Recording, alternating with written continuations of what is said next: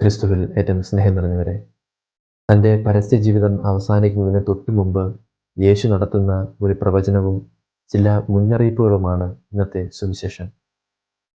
യേശു തൻ്റെ രാജകീയമായ ജെറുസലേം പ്രവേശനം നടത്തിയ ശേഷം ദേവാലയ ശുദ്ധീകരണമൊക്കെ നടത്തിയപ്പോൾ ഇത്തരം പ്രവൃത്തികൾ ചെയ്യാനുള്ള അധികാരം എവിടെ നിന്ന് കിട്ടിയെന്നുൾപ്പെടെ മറ്റനേകം ചോദ്യങ്ങൾ ചോദിച്ചുകൊണ്ട് യേശുവിനെ വാക്കിൽ കൊടുക്കാൻ വേണ്ടി അവന് ചുറ്റും നിയമജ്ഞരും ഫരിസേയരും സദുക്കായരും കൂടിയെന്നത് കഴിഞ്ഞ ആഴ്ച നാം കണ്ടതാണ്. ഈ ജനക്കൂട്ടത്തിനിടയിൽ നിന്ന് ആരെയും വശീകരിക്കുന്ന ജെറൂസലേം ദേവാലയത്തിൻ്റെ മനോഹാരിത വർണ്ണിച്ചുകൊണ്ട് ഇത് വിലയേറിയ കല്ലുകളാലും കാണിക്ക വസ്തുക്കളാലും നിർമ്മിക്കപ്പെട്ടിരിക്കുന്നുവെന്ന് പറയുന്നത് ക്രിസ്തു കേൾക്കുമ്പോൾ അവരോട് ഇത് കല്ലിന്മേൽ കല്ല് ശേഷിക്കാതെ തകർക്കപ്പെടുമെന്ന് പറയുന്നതാണ് പ്രവചനം. കല്ലിന്മേൽ കല്ല് ശേഷിക്കാതെ തകർക്കപ്പെടുമെന്നത് കേട്ടവർക്കുണ്ടായ ഞെട്ടൽ നമുക്ക് വിവരിക്കാൻ പറ്റുന്നതല്ല. കാരണം ഒരു യഹൂദനെ സംബന്ധിച്ച് ജെറൂസലേം ദേവാലയം എന്നത് പരമപ്രധാനമാണ്. ഒന്നാമതായി ബലികൾ അർപ്പിക്കാനുള്ള ഏക സ്ഥലം ജെറൂസലേം ദേവാലയമായിരുന്നു. അതായത് ദൈവാരാധന പൂർണ്ണാർത്ഥത്തിൽ നടത്തിയിരുന്നത് ജെറൂസലേം ദേവാലയത്തിലായിരുന്നു. രണ്ടാമതായി അത് ദൈവത്തിൻ്റെ വാസസ്ഥലമായിരുന്നു. കർത്താവ് തൻ്റെ മഹത്വമുള്ള മേഘത്തിലൂടെ ദേവാലയത്തിൽ വസിക്കാൻ സ്വർഗത്തിൽ നിന്ന് ഇറങ്ങി വരുന്നു എന്ന് രാജാക്കന്മാരുടെ പുസ്തകത്തിൽ നമ്മൾ വായിക്കും.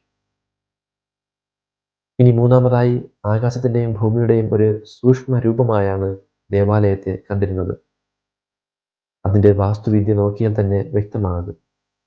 പുരാതന ചരിത്രകാരനായ ജോസഫൂസ് തൻ്റെ പുസ്തകത്തിൽ എഴുതിയിരിക്കുന്നത് ഇപ്രകാരമാണ്: ദേവാലയ മുറ്റത്തെ വെള്ളം നിറച്ചിരുന്ന വെങ്കല പാത്രം കടലിനെ പ്രതിനിധാനം ചെയ്യുന്നു.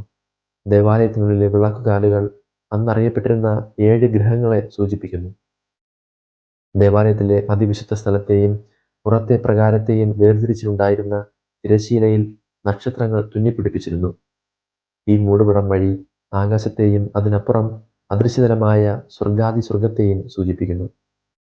അതുകൊണ്ടാണ് യേശുവിൻ്റെ മരണത്തോടുകൂടി ദേവാലയത്തിൻ്റെ തിരശ്ശീല നടുവേ കീറിപ്പോയി എന്നത് പ്രാധാന്യം അർഹിക്കുന്നത്. കാരണം അതോടുകൂടി സ്വർഗം നമുക്ക് മുമ്പിൽ തുറക്കപ്പെട്ടിരിക്കുന്നു എന്നാണ് അർത്ഥം.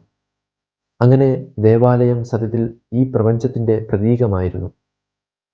അതിനാൽ അതിന് നാശം സംഭവിക്കുക എന്നത് ഒരു യഹൂദനെ സംബന്ധിച്ച് പ്രപഞ്ചത്തിൻ്റെ നാശം എന്നാണ് അർത്ഥം. അതിനാൽ യേശുവിൻ്റെ പ്രവചനം ചരിത്രപരമായി ജെറൂസലേം ദേവാലയത്തിൽ സംഭവിക്കേണ്ടിയിരുന്ന ഒരു യാഥാർത്ഥ്യം മാത്രമായിരുന്നില്ല, അന്ത്യദിനത്തിൽ പ്രപഞ്ചത്തിൽ സംഭവിക്കേണ്ട യാഥാർത്ഥ്യം കൂടിയാണത്. ചരിത്രപരമായി AD 70 ദേവാലയം റോമാക്കാരാൽ നശിപ്പിക്കപ്പെട്ടു എന്നത് നമുക്കറിയാം. സമാനമായി യുഗാന്ത്യവും സംഭവിക്കും. ഈ യാഥാർത്ഥ്യം മുൻനിർത്തി ജെറൂസലേം ദേവാലയത്തിൻ്റെ പതനം ഒരൽപ്പം ആഴത്തിൽ പഠിക്കേണ്ടതുണ്ട്. കല്ലിന്മേൽ കല്ല് ശേഷിക്കാതെ എല്ലാം നശിക്കും എന്ന് പറഞ്ഞാൽ ക്രിസ്തു എന്ന യാഥാർത്ഥ്യം ഒഴികെ ഭൗതിക യാഥാർത്ഥ്യങ്ങൾ എല്ലാം തന്നെ ഒരു നാൾ നശിക്കും എന്നാണ് അർത്ഥം. ക്രിസ്തു തന്നെ മുന്നൊരിക്കൽ പറഞ്ഞു, ആകാശവും ഭൂമിയും കടന്നു പോകും, എന്നാൽ എൻ്റെ വചനങ്ങൾ കടന്നു പോവുകയില്ല. ക്രിസ്തു എന്ന സത്യത്തോടും അവൻ്റെ വചനത്തോടും താതാത്മ്യം പ്രാപിക്കാത്ത ഒന്നും നിലനിൽക്കില്ല എന്നർത്ഥം. ജെറുസലേം ദേവാലയത്തിൽ തന്നെ നോക്കുക. AD 70 ദേവാലയം നശിപ്പിക്കപ്പെടുമ്പോൾ അതിവിശുദ്ധ സ്ഥലത്ത് അതിപ്രധാനമായ ഒരു കാര്യം ഇല്ലായിരുന്നു: വാഗ്ദാന പേടകം.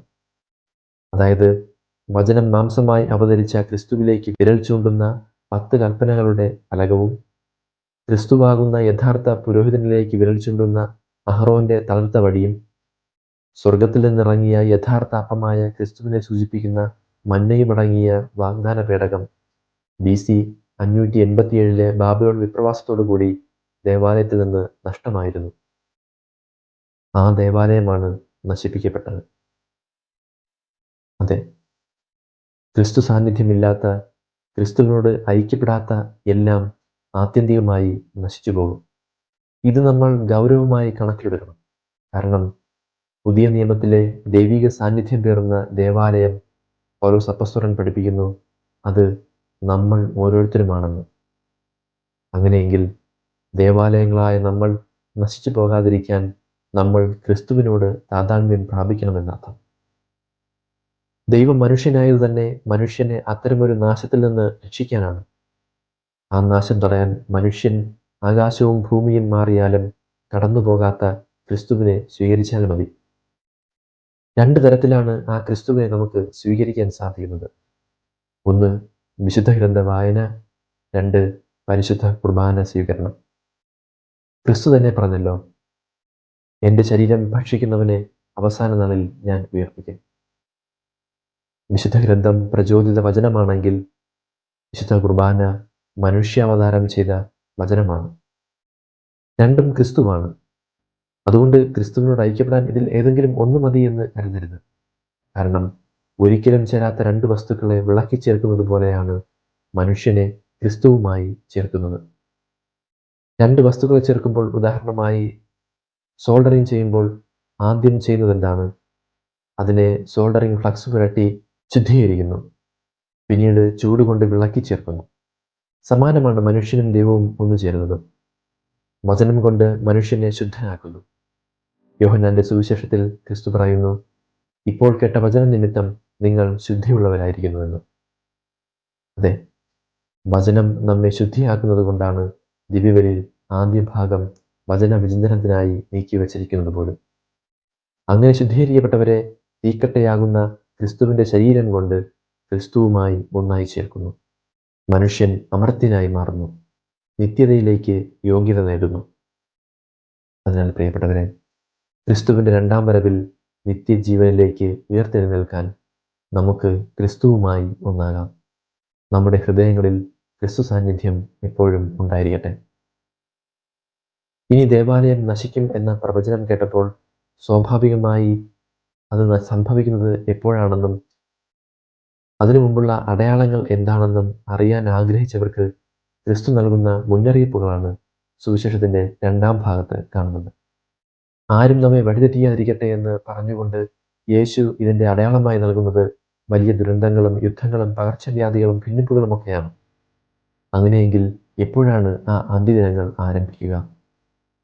ഒരുപക്ഷെ മനുഷ്യനെ ഇതുപോലെ വഴിതെറ്റിച്ച ഒരു വിഷയം മറ്റൊന്നുണ്ടാകില്ല. പലരും പലതരത്തിൽ പറഞ്ഞു നടക്കുന്നു. എന്നാൽ കത്തോലിക്ക സഭയുടെ മതബോധന ഗ്രന്ഥം പഠിപ്പിക്കുന്നത് ഇപ്രകാരമാണ്: യേശുവിൻ്റെ പീഡാസഹന മരണത്തോടുകൂടി അന്ത്യകാല ദിനത്തിൻ്റെ അടയാളങ്ങൾ തുടങ്ങിയെന്നാണ്. അത് സത്യമാണ്. കാരണം 1-ാം നൂറ്റാണ്ടിൽ നടന്ന യുദ്ധങ്ങൾ, പ്രകൃതി ദുരന്തങ്ങൾ, പകർച്ചവ്യാധികൾ, പീഡനങ്ങൾ എല്ലാം അന്ത്യദിനത്തിൻ്റെ അടയാളങ്ങൾ തന്നെയാണ്. നമ്മൾ ഇന്ന് ജീവിക്കുന്ന 21-ാം നൂറ്റാണ്ടും വ്യത്യസ്തമല്ല. എന്നാൽ ഇത് ക്രിസ്തു ശിഷ്യന്മാർ ഭയപ്പെടേണ്ടതില്ല. ഒരു മുടിയിഴ പോലും നശിക്കില്ല എന്നത് ആശ്വാസവും പ്രത്യാശയും പകരുന്നതാണ്. ഇവിടെയാണ് ക്രിസ്തു ഏറെ വ്യത്യസ്തനാകുന്നത്. തൻ്റെ കൂടെ ആൾക്കാരെ ചേർക്കണമെങ്കിൽ ഏതൊരു അധ്യാപകനോ ഗുരുവോ സാമൂഹ്യ പ്രവർത്തകനോ ആയിരുന്നാലും അവർ പറയുന്നത് തന്നെ പിന്തുടർന്നാലുള്ള സുഖിപ്പിക്കുന്ന കാര്യങ്ങളായിരിക്കും. എന്നാൽ യേശു തൻ്റെ ശിഷ്യരോട് പറയുന്നത് രോഗമോ പീഡകളോ ഉണ്ടാകില്ല എന്നല്ല, ഈ ലോകത്തിൻ്റെതായ ഭയപ്പെടുത്തുന്ന കുറവുകൾ നേരിടേണ്ടി വരും എന്ന് തന്നെയാണ്.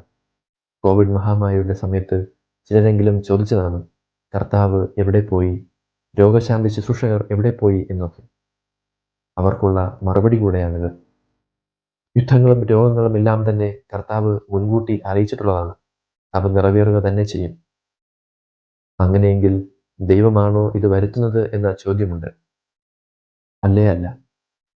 നന്മതിന്മകൾ തിരഞ്ഞെടുക്കാനുള്ള മനുഷ്യൻ്റെ സ്വാതന്ത്ര്യം ആദ്യം മുതലേ ദൈവം മനുഷ്യന് നൽകിയതാണ്. അതനുസരിച്ച് ഓരോരുത്തർ പ്രവർത്തിക്കുന്നു എന്ന് മാത്രം.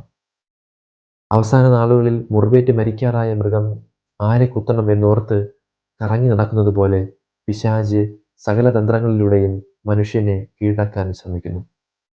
അതിനെ കീഴടങ്ങുന്നവർ മനുഷ്യനെതിരെ പോരാടുന്നുവെന്ന് മാത്രം. അതുകൊണ്ടാണ് പത്രോസ് അപ്പോസ്തലൻ ഇപ്രകാരം എഴുതിയത്: നിങ്ങളുടെ ശത്രുവായ പിശാച് അലറുന്ന സിംഹത്തെപ്പോലെ ആരെ വിഴുങ്ങണമെന്ന് അന്വേഷിച്ചുകൊണ്ട് ചുറ്റി നടക്കുന്നു.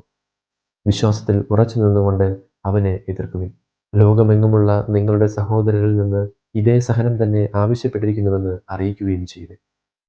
അതിനാൽ സ്നേഹം നിറഞ്ഞവരെ, വിശ്വാസത്തോടെ നിന്നുകൊണ്ട് പിശാചിനെ എതിർക്കാനും എല്ലാ സഹനങ്ങളിലും അവിടുത്തെ തള്ളിക്കളയാതെ അവിടത്തേക്ക് സാക്ഷി നൽകാനുള്ള സമയമാണെന്ന് തിരിച്ചറിഞ്ഞുകൊണ്ട് നിത്യജീവനിൽ പ്രത്യാശ വെച്ച് പ്രവർത്തിക്കാനും സാക്ഷ്യം നൽകാനും നമുക്ക് ഓരോരുത്തർക്കും സാധിക്കട്ടെ. സർവശക്തനായ ദൈവം, പിതാവും പുത്രനും പരിശുദ്ധാത്മാവും നമ്മെ അനുഗ്രഹിക്കുമാറാകട്ടെ. ആമേൻ.